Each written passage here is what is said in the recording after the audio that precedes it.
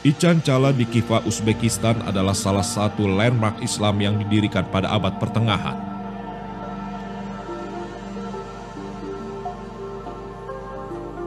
Ini adalah daerah di mana Sarjana Besar Al-Khwarizmi lahir pada tahun 920, ketika rezim Abbasiyah di Baghdad mencoba membebaskan wilayah ini dari pengaruh Cina.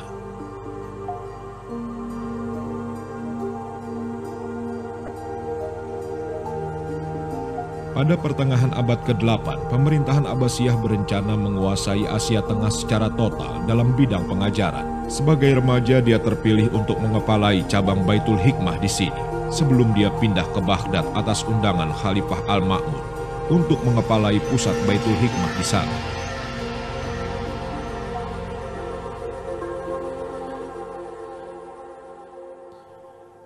Baitul Hikmah di Baghdad adalah satu-satunya institut di dunia yang membawa secara bersama-sama para ahli dari berbagai bidang, berbagai tingkat sosial dalam masyarakat, agama, dan bangsa untuk mencapai kejayaan bagi umat manusia.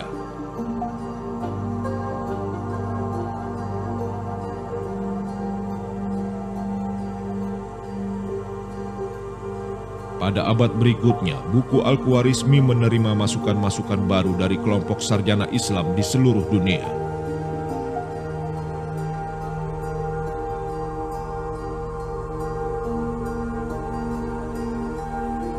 Di antara mereka adalah Nazaruddin Al-Tusi, penemu ilmu trigonometri. Bukunya menjelaskan karakteristik lingkaran dan metode kalkulasi trigonometri yang masih dipakai sampai sekarang.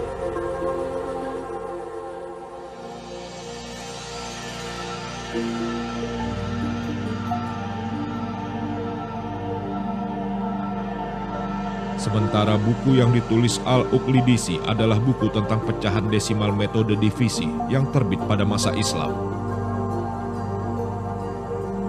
Perbedaannya adalah dahulu desimal tidak dinyatakan dengan titik, tapi dengan garis yang dibuat di bawah angkanya.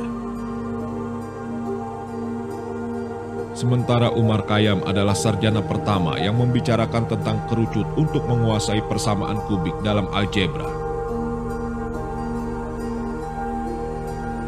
Dia menjelaskan secara lengkap tentang persamaan kubik dalam buku ini. Perbedaan antara dulu dan sekarang, dulu sudut hanya ditandai dengan hanya huruf Arab seperti lam, ba, dan to. Sekarang sudah digantikan dengan A, B, dan D. Pencapaian dalam dunia Islam telah membuat jalan untuk mereka ke barat.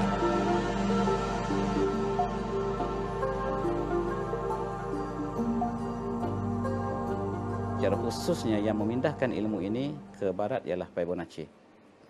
Walaupun dalam penulisan Fibonacci mengakui bahawa ilmu yang dipindahkan ke barat itu diambil daripada buku-buku tertentu, khususnya buku yang ditulis oleh Al-Khwarizmi, tetapi datang satu masa yang kemudian penulis-penulis sejarah tidak menyatakan sumber, maka mereka melupakan dari manakah ilmu asal Fibonacci menulisnya, lalu mereka menganggap Fibonacci lah yang mengasas.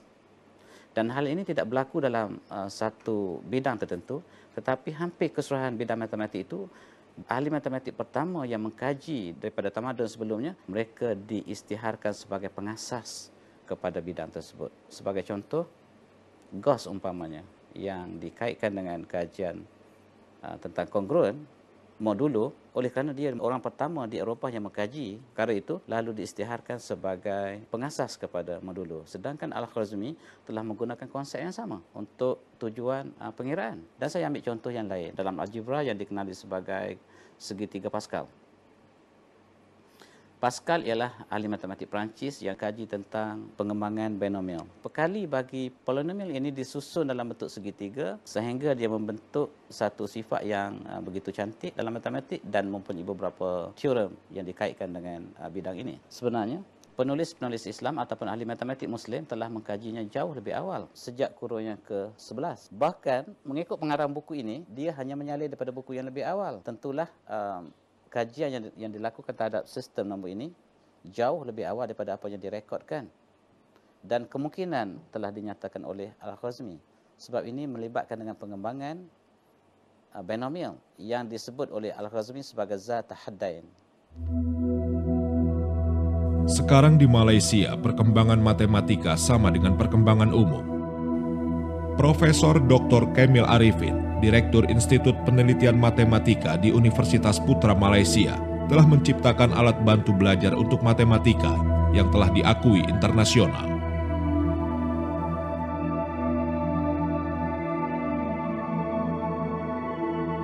Dia mengembangkan software membuat animasi untuk mengajar kalkulus.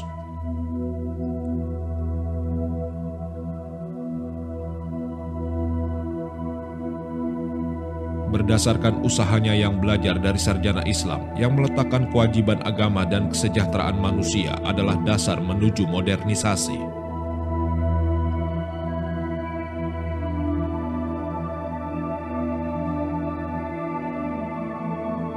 Itulah sebabnya di sini usaha mulai dilakukan untuk mengungkap kembali rahasia para sarjana Islam yang hilang dalam gambaran sejarah Barat dan menyimpannya kembali ke jalur yang benar sebagai referensi masa depan.